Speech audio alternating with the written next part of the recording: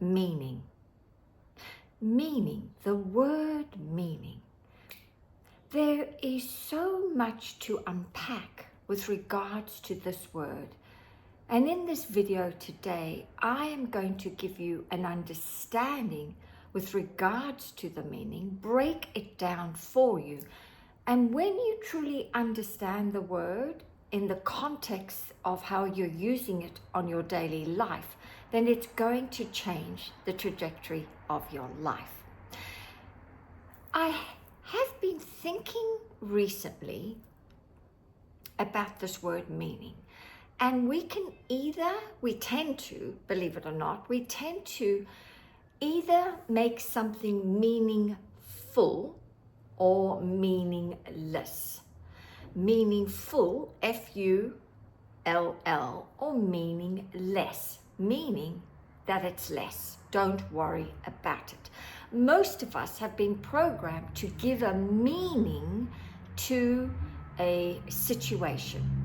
It may be a great, positive circumstance, or it could be a negative outing. And we tend to judge or summarize the outing based on the meaning we give it. And most of us are giving the subject at hand, often of a negative occurrence or circumstance, we're often giving it a negative meaning. We are making it meaningful. There's something about it. We want to make it robust and juicy, or give it more oomph to it, to cause us to be right. Often the ego within us wants to be right, and so we will make a person, place, or thing that activate us. We give it true meaning, meaningful. We fill it up with meaning, right? But there is the opportunity for the same subject for us to make it meaningless, just to not give it any energy, any attention, just to let it go, make it meaningless. But most of us have been programmed to make something bigger, historical, than what it really is. And I have discovered that the quickest way for us to be in the receivership of our manifestations is to be in the habit of making things neutral, making them meaningless. Meaningless. Don't fill it with fuel, rather just let it go. And I learned this from my mentor, the late legendary Mr. Bob Proctor. He informed me that, Tanya, everything is neutral. Everything in this world is neutral because nature is neutral. And if you think about it, you just have to be outside and observe trees. And the wind might be blowing, it may be pouring with rain, but the tree doesn't make it historical. It doesn't go to work to make the rain or the wind wrong. Rather, it just goes with the flow. It will move with the rain, it will move with the wind, even though these are adverse outside circumstances that are on this particular tree or group of trees in that moment. But it tends to just bend and sway and flow.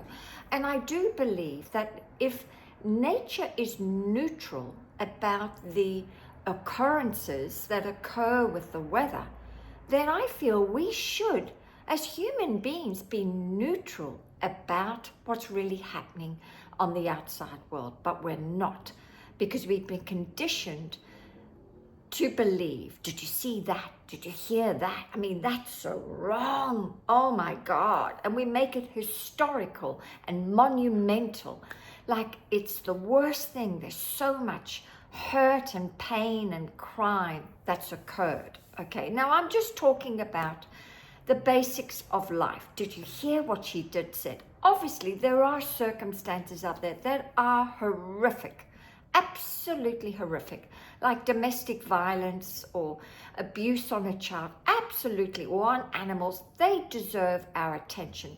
But on our general day-to-day happenings, it's good to be neutral, especially when things are going not according to the way we would like them to go, and we think we're not going to get the results we would like. But what would happen if you just made a decision to make it more meaningless than meaningful?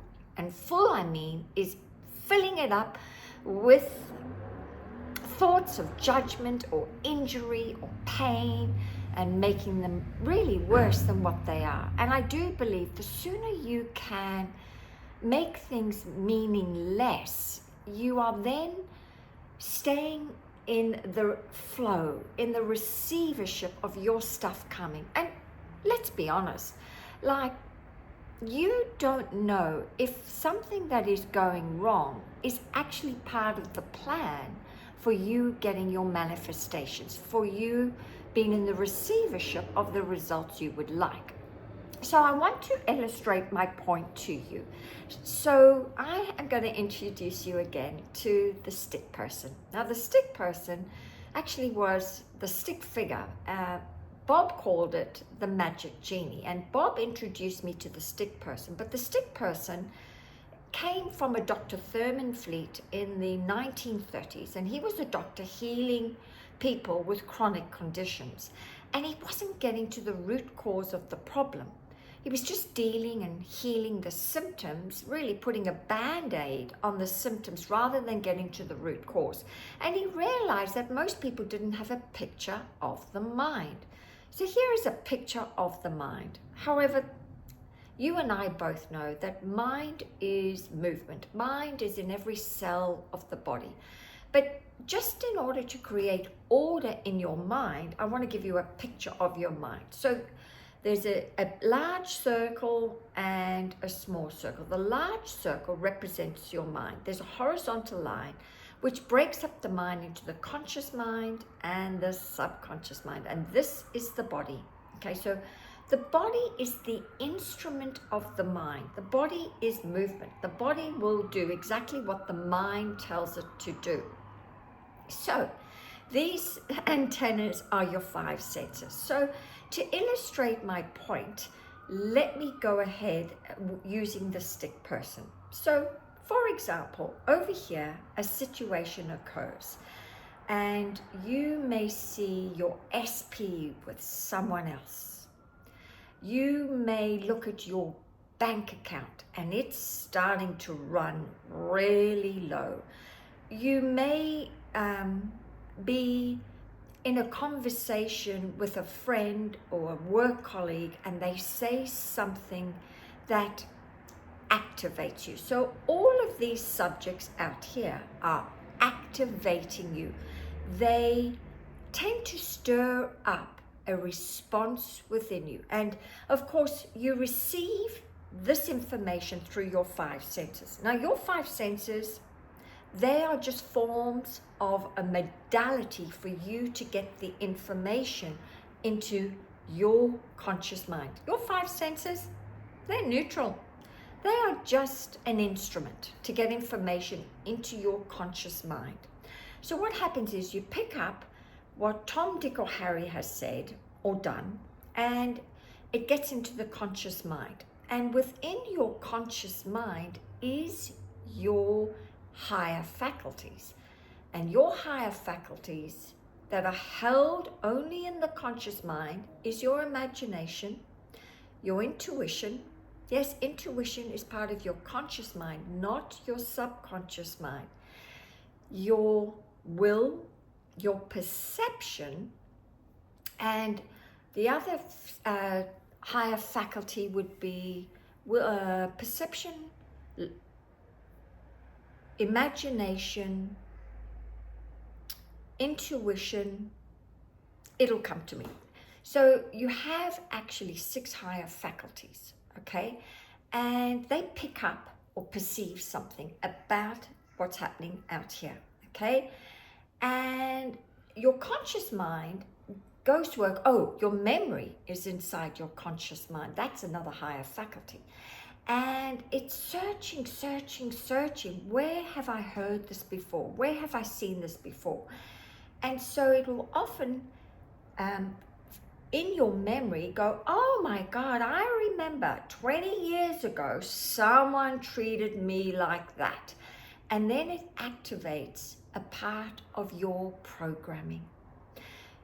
Inside your subconscious mind is your paradigm or your belief system, and suddenly this is activated, and then all hell breaks loose, and you start to give this neutral outing or event meaning.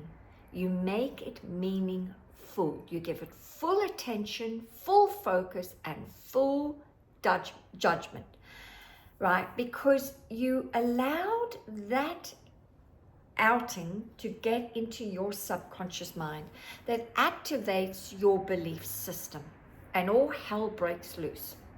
And so in order for you to be in a more powerful place, you have to get into the habit of making things meaningless. And how do you do that? You catch it as it gets into your conscious mind. So this information gets in, and you suddenly feel lousy. And when you feel lousy, because a lot of this activity is happening unconsciously, you're not even aware of it, of your conscious mind doing all this work with your higher faculties and your paradigm. You will notice you've become emotionally involved in the wrong idea. You will feel it. You will feel angry. You may feel sad. You may feel just off. So you've become emotionally involved in the wrong idea, which means some of this information that you perceived over here has got into the subconscious mind. You didn't catch it quick enough as it was getting into the conscious mind. So in order for you to be meaningless, one of the ways is to catch the thoughts as they enter the conscious mind, catch them quickly and let them go. Another way to handle or deactivate a situation is to have ideas pop up from the subconscious mind. So your bank account might be low right now. You've gone and seen it, and you're activated. Oh my God, oh, I've been here before. I'll never forget 20 years ago, this is what happened. But rather what you can have is ideas pop up like toast from the subconscious mind to go, well, God is the source of my supply. God provides richly for me now. There is nothing but God. No, I'm going to be all right. I've been here before. All is well. Everything's always working out for me. And that way you are not giving meaning full to this situation.